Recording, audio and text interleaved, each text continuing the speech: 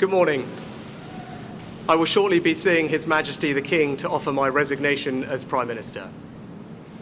To the country, I would like to say first and foremost, I am sorry. I have given this job my all, but you have sent a clear signal that the government of the United Kingdom must change, and yours is the only judgment that matters. I have heard your anger, your disappointment, and I take responsibility for this loss. To all the Conservative candidates and campaigners who worked tirelessly but without success, I am sorry that we could not deliver what your efforts deserved. It pains me to think how many good colleagues who contributed so much to their communities and our country will now no longer sit in the House of Commons.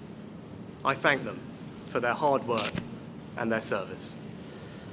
Following this result, I will step down as party leader, not immediately, but once the formal arrangements for selecting my successor are in place. It is important that after 14 years in government, the Conservative Party rebuilds, but also that it takes up its crucial role in opposition professionally and effectively. When I first stood here as your Prime Minister, I told you the most important task I had was to return stability to our economy. Inflation is back to target, mortgage rates are falling, and growth has returned. We have enhanced our standing in the world, rebuilding relations with allies, leading global efforts to support Ukraine, and becoming the home of a new generation of transformative technologies. And our United Kingdom is stronger too, with the Windsor Framework, devolution restored in Northern Ireland, and our union strengthened. I'm proud of those achievements. I believe this country is safer, stronger, and more secure than it was 20 months ago. And it is more prosperous, fairer, and resilient than it was in 2010. Whilst he has been my political opponent, Sir Keir Starmer will shortly become our Prime Minister. In this job, his successes will be all our successors, and I wish him and his family well. Whatever our disagreements in this campaign, he is a decent, public-spirited man who I respect.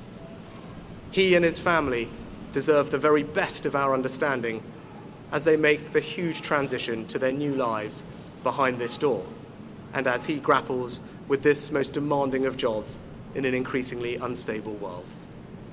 I'd like to thank my colleagues, my cabinet, the civil service, especially here in Downing Street, the team at Chequers, my staff, CCHQ, but most of all, I'd like to express my gratitude to my wife Akshata and our beautiful daughters. I can never thank them enough for the sacrifices they have made so that I might serve our country. One of the most remarkable things about Britain is just how unremarkable it is that 2 generations after my grandparents came here with little, I could become Prime Minister, and that I could watch my 2 young daughters light Diwali candles on the steps in Downing Street. We must hold true to that idea of who we are, that vision of kindness, decency, and tolerance that has always been the British way.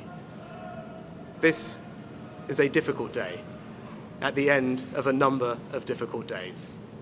But I leave this job honoured to have been your Prime Minister. This is the best country in the world, and it is thanks entirely to you, the British people, the true source of all our achievements, our strengths, and our greatness. Thank you.